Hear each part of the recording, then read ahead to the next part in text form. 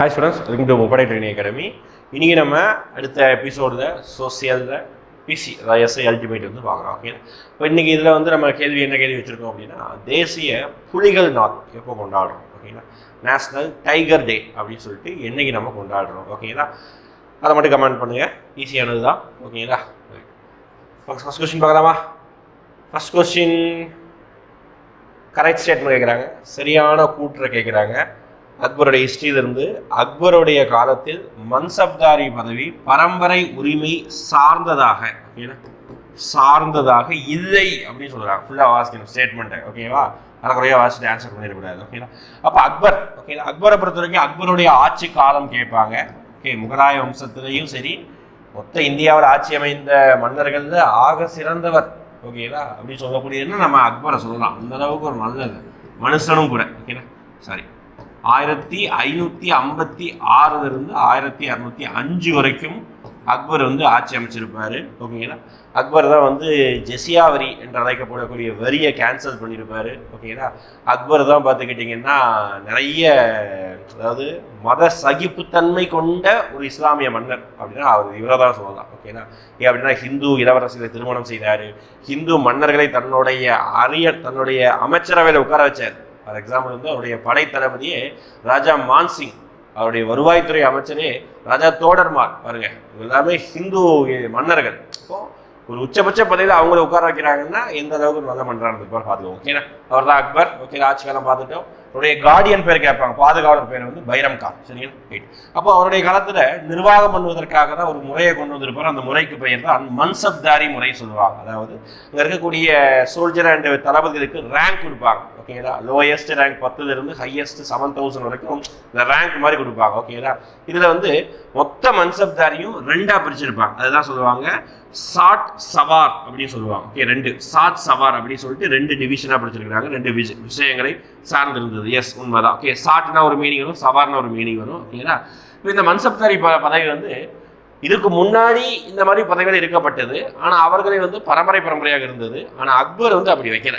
ஏன்னா பரம்பரையாக வந்து ஒருத்தர் குவாலிஃபை இருக்க முடியாது. அதனால அந்த பதவியை பரம்பரையாக கிடையாது அப்படின்னு சொன்னவர். ஓகேங்களா, அப்போ இந்த ஸ்டேட்மெண்ட் சரி, இந்த ஸ்டேட்மெண்ட் சரி, 2 கூற்றுமே சரி தான். ஓகேங்களா, இதெல்லாம் கொஞ்சம் அப்படி யோசிச்சு போடுற மாதிரி கொஸ்டின்ஸ் தான், ஆனால் ஈஸி தான், படிச்சிருந்தா ஆன்சர் பண்ணியிருக்கலாம். அடுத்து அக்பரை பற்றிய question, Fatehpur Sikri new city who built அப்படின்னு கேட்குறாங்க. ஃபத்தேபூர் சிக்ரி என்ற புதிய தலைநகரை உருவாக்கியவர் யாருன்னு கேட்குறாங்க, அக்பர். ஓகேங்களா, எப்போவுமே ஹிஸ்ட்ரி படிக்கும்போது, அதுவும் டெல்லி சுல்தானிலிருந்து படிக்கும்போது, இந்த தலைநகரத்தை மாற்றினவங்க, தலைநகரத்தை புதுசாக உருவாக்குனவங்க, அவங்களுடைய பெயரை வந்து கம்பல்சரி படித்து வச்சுக்கணும். ஏன் அப்படி சொல்கிறோன்னா, அதுதான் வந்து ப்ரீவியஸ் இயரில் நிறைய தமிழ்நாடு ரிலேட்டடான கவர்மெண்ட் எக்ஸாமில் கேட்டிருக்காங்க. நிறைய பேர் இருக்காங்க. ஃபார் எக்ஸாம்பிள் வந்து லாகூர்லேருந்து டெல்லிக்கு தலைநகரத்தை மாற்றியவர். ஓகே, டெல்லியிலிருந்து தேவகிரிக்கு மாற்றியவர், திருப்பி தேவகிரியிலிருந்து டெல்லிக்கு மாற்றியவர், திருப்பி வந்து டெல்லியிலிருந்து ஆக்ராவுக்கு மாற்றியவர், அப்புறம் ஆக்ராவிலிருந்து ஃபத்தேபூர் சிக்ரி. இந்த மாதிரி ஒவ்வொரு நகரங்களையும் புதுசாக கட்டி அந்த நகரத்தை வந்து கேபிட்டல் தலைநகரமாக உருவாக்கியிருப்பாங்க ஒவ்வொரு மன்னர்களும். நான் சொன்ன எல்லாமே வந்து ஒரு சில மன்னர்களுடைய பேர் இருக்குது, கிளாஸில் நம்ம பார்க்கலாம். இப்போ இங்கே ஃபத்தேபூர் சிக்ரி அப்படின்னு சொல்லிட்டு ஊரை வந்து டெல்லி பக்கத்தில் தான், ஆக்ரா பக்கத்தில் தான்.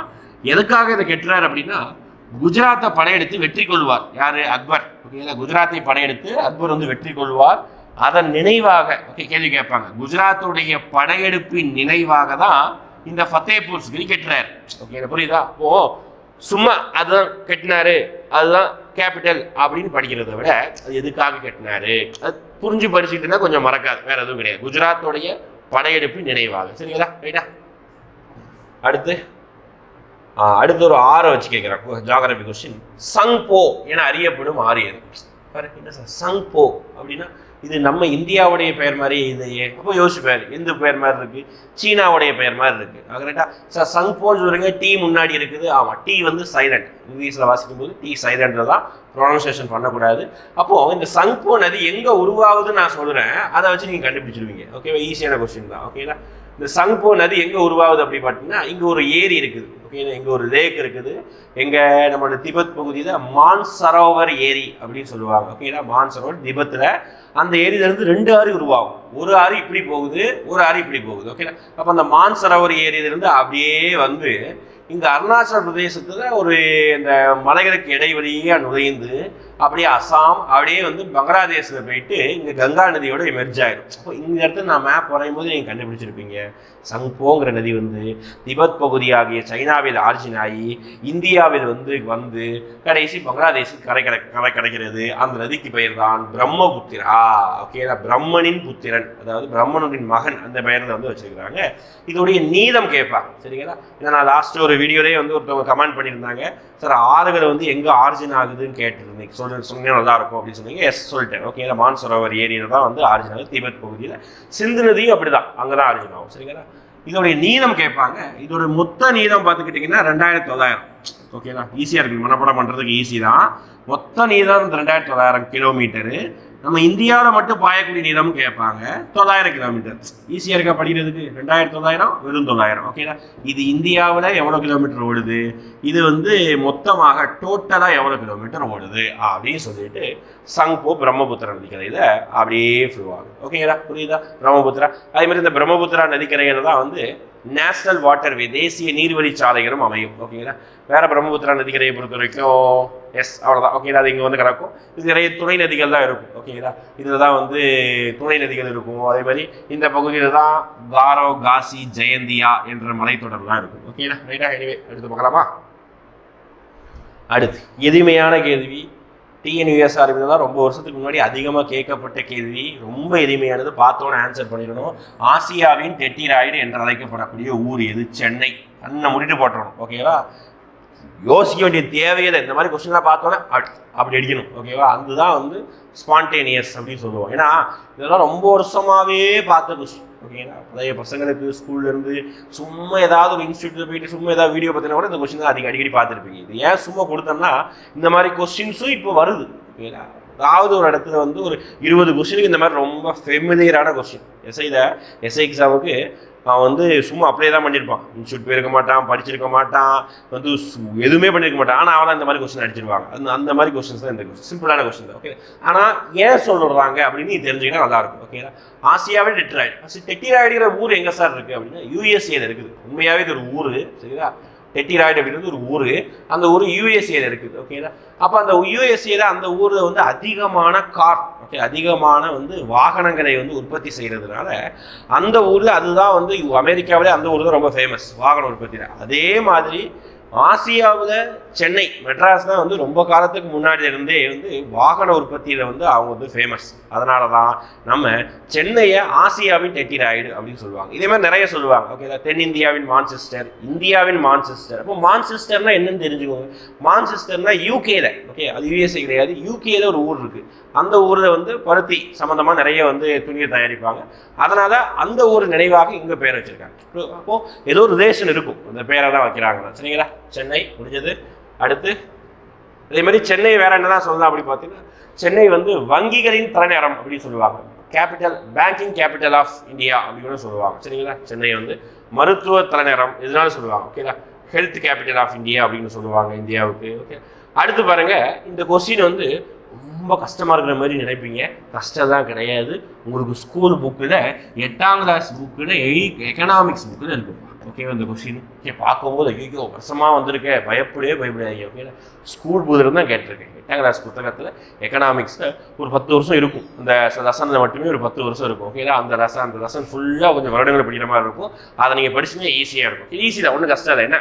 என்ன சட்டமெல்லாம் பார்க்கலாம். ஓகே, பண மோசடி நடவடிக்கை தடுப்பு சட்டம், அதாவது prevention of money laundering act சொல்லுவாங்க. அதாவது பணத்தை வாங்கிட்டு மோசடி பண்ணுவாங்க. உங்களுக்கு கூட கேட்பாங்க, எஸ்ஐக்கா படிக்கிற, எதுக்குப்பா உட்காந்து போட்டு எஸ்ஐ தான் படிச்சுக்கிட்டு வா, நம்ம ஆள் உள்ளே இருக்கார் டிபார்ட்மெண்ட் உள்ள, வா ஒரு 15 லட்சம் 10 லட்சம் கொண்டு வா, ஓகேவா நான் வேலை வாங்கி தரேன் அப்படின்னு சொல்லிட்டு ஊரில் வந்து இந்த சளி பேரெல்லாம் அப்படி சொல்லிட்டு இருப்பாங்க. ஓகே, அது பேச்செல்லாம் கேட்கவே கூடாது. ஓகேங்களா, அந்த மாதிரி இருக்கிறவங்க இந்த மாதிரி வேலை வாங்கி தரேன்னு சொல்லிட்டு கேஸ் போடலாம். அந்த கேஸில் எதில் போடுவாங்கன்னா மணி லாண்டரிங் கேஸ் அப்படின்னு சொல்லுவாங்க. பண மோசடி நடவடிக்கை தடுப்பு சட்டம். ஓகேவா, அது எந்த வருஷம் கொண்டாங்க? 2002 கொண்டு வந்தாங்க. சரிங்களா, அடுத்து ஊழல் தடுப்பு சட்டம், கரப்ஷன் ப்ரிவென்ஷன் ஆக்ட். ஓகேங்களா, ஏன்னா ரொம்ப வருஷமாவே ஊழல்ன்றது ஒரு பேசப்பட்ட பொருள். ஓகேங்களா, அதுக்கு ரொம்ப வருஷமாவே சட்டங்கள்லாம் இருக்குது. அது ரொம்ப ஒரு பழமையான சட்டம் தான். 1988 கொண்டு வரப்பட்டது ஊழல் தடுப்பு சட்டம். அதுவும் சேம் தான். இது 1, இது 2.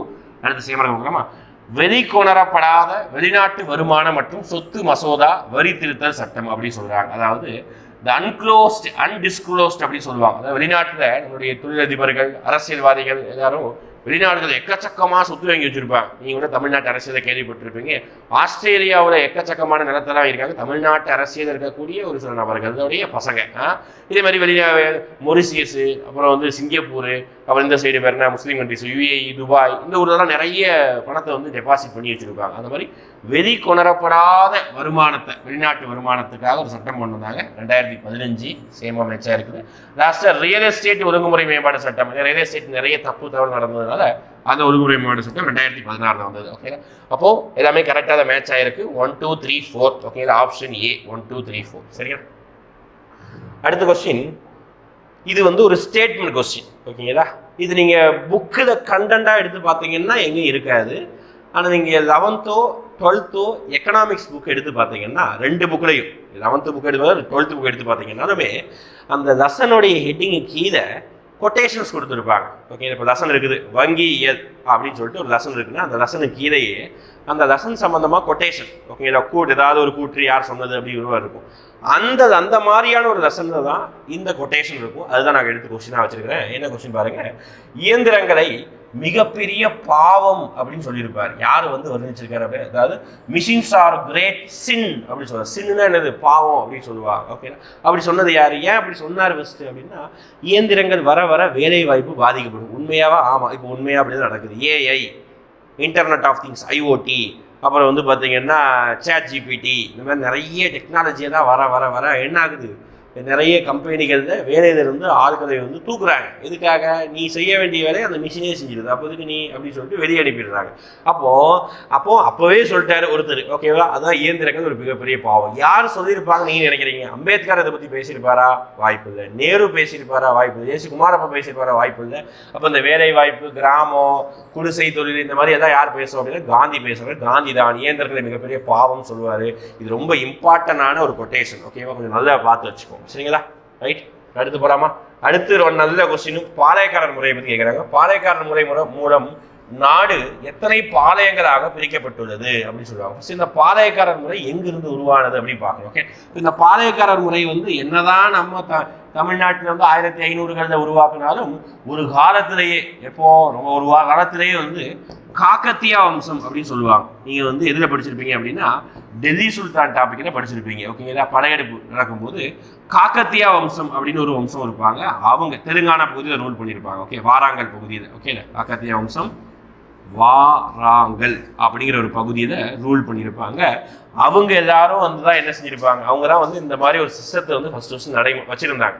அதை அப்படியே காப்பி பண்ணி, ஓகேங்களா, நம்ம ஊரில் மதுரை நாயக்கர், ஓகேங்களா, நம்ம ஊரில் செஞ்சி நாயக்கரோ தஞ்சை நாயக்கர் கிடையாதுப்பா, மதுரை நாயக்கர் தான் இந்த பாளையக்காரர் முறையை உருவாக்கியிருப்பாரு. அப்போ மதுரைக்கு இருக்கக்கூடிய கண்ட்ரோல் ஏரியா எல்லாத்தையும் 2ஆ பிரிக்கிறாரு. என்னதான், கிழக்கு பாளையம், மேற்கு பாளையம் அப்படின்னு சொல்லிட்டு 2ஆ பிரிக்கிறார். ஓகேங்களா? நிர்வாகம் பண்ணுறதுக்கு வசதியாக. ஓகேங்களா? இப்போ மொத்தம் எத்தனை பாளையங்கள் அப்படின்னு கேட்பாங்க. அதுதான் ரொம்ப முக்கியமானது. 72 பாளையங்கள். நம்ம ஹிஸ்ட்ரியில் இந்த 72ங்கிற நம்பர் ரொம்ப ரொம்ப ரொம்ப முக்கியமான ஒரு. ஓகே, ஏன் அப்படின்னா பாளையங்களும் 72, நம்மளுடைய காங்கிரஸுடைய முதல் மாநாட்டில் கலந்துகிட்டவர்களும் 22. யோசிச்சு பாருங்க. ஓகேங்களா? அப்போ கிழக்கு பாளையம், மேற்கு பாளையம், இந்த பாளையத்தை ரூல் பண்ணுறவங்க தான் அடிச்சு நொறுக்குவாங்க. எப்படி அடிச்சு நொறுக்குவாங்க? நம்ம பிரிட்டிஷ்க்கு எதிராக சண்டை வரும். பூலித்தேவர் வராரு. ஓகேவா? வரி கட்ட மாட்டேன்னு ஃபஸ்ட்டு சொல்கிறாரு. அப்புறம் வீரபாண்டிய கட்டபொம்மன் வராரு. உனக்கே ஏண்டா கொடுக்க வேண்டும் கிஸ்தி அப்படிங்கிறாரு. ஓகேவா? அப்புறம் வேலுநாச்சியார், வீர மங்கை வேலுநாச்சியார் வராங்க. இவங்க எல்லாருமே பாளையக்காரரை சேர்ந்தவர். போன எபிசோடில் பார்த்துருப்போம், மருது சகோதரர்கள், அவங்க கூட இதில் தான். ஓகேங்களா? அப்போ இந்த பாளையக்காரர்கள் நம்ம ஹிஸ்ட்ரி ரொம்ப முக்கியமான, தமிழ்நாட்டு வரலாற்று ரொம்ப முக்கியமான 72 பாளையங்கள் கிழக்கு மேற்கு மதுரை நாயக்கர் கொண்டு வந்திருப்பாரு. ஓகேங்களா? அடுத்து பார்த்தீங்கன்னா காக்கத்திய வம்சம், வாராங்கல். இன்னமும் மதுரை நாயக்கர் யார், அமைச்சர்கள், இதெல்லாமே நம்ம கிளாஸில் எடுத்து பார்க்கலாம். சரிங்களா? அடுத்து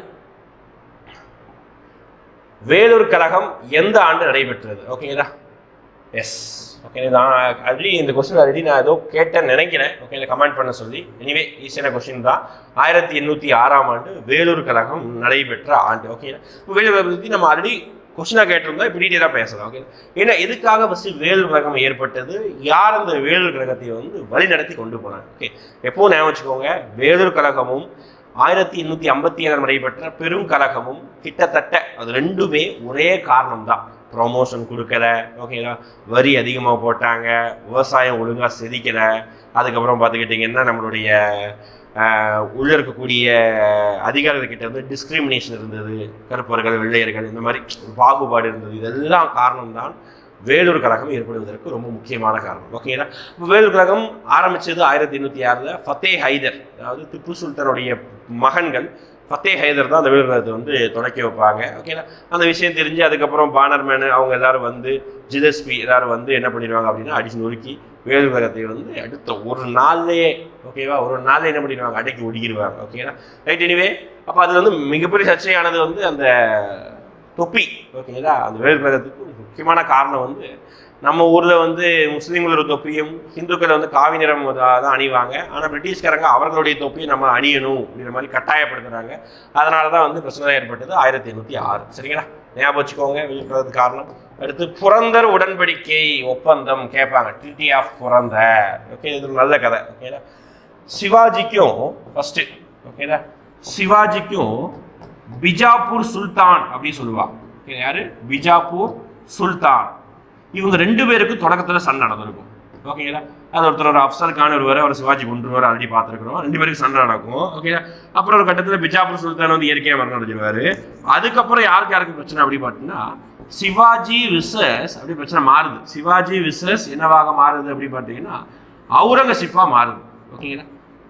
அவுரங்கசீப் 2 பேருக்கு இடையே பிரச்சனையாக மாறுது. இந்த பிரச்சனையை தான் நாளடியாக ஒவ்வொருத்தராக தூது அனுப்பி கடைசியாக சிவாஜி எடுத்து யாருக்குமே அடி பண்ணிய மாட்டேங்கிறானே அப்படின்னு சொல்லிட்டு அவுரங்கசீப் யோசித்து அவுரங்கசீப் அவருக்கு கீழே இருக்கக்கூடிய படை தளபதியாக இருக்கக்கூடிய ராஜா ஜெய்சிங், ஓகேங்களா, ராஜா ஜெய்சிங், ஓகேங்களா, அவரை வந்து அனுப்புவார். ஓகேங்களா? இப்போ ராஜா ஜெய்சிங் அனுப்பின உடனே என்ன ஆகும் அப்படின்னு பார்த்தீங்கன்னா சிவாஜி போய் பார்ப்பாரு, பேசுவார், என்னப்பா இப்படி அடிச்சுக்கிட்டு அப்படின்னு சொல்லிட்டு அப்படி இப்படின்னு பேசிட்டு சமாதான உடன்படிக்கையாக 1265 சிவாஜிக்கும் ராஜா ஜெய்சிங்குக்கும் இடையில் நடைபெற்றது தான் இந்த புரந்தர் ஒப்பந்தம். சார் அப்படி பார்த்தா அவுரங்கசீப் தான் அனுப்புனார், அவுரங்கசீப் தானே போடணும் அப்படின்னா கொஞ்சம் ஆப்ஷன் தெளிவாக வாசிங்க. ஓகேங்களா? யாருக்கு இடையில் நடைபெற்றது அப்படின்னு கேட்குறாங்க, யாரின் தூண்டுதலால் நடைபெற்றது, அதுக்கு வந்து போடுவதற்கு முக்கிய காரணம் யார் அப்படிலாம் கேட்டால் அவுரங்கசீப் தான். ஆனால் இடையில் தான் ராஜா ஜெய்சிங் தான் போடணும். ஓகேங்களா?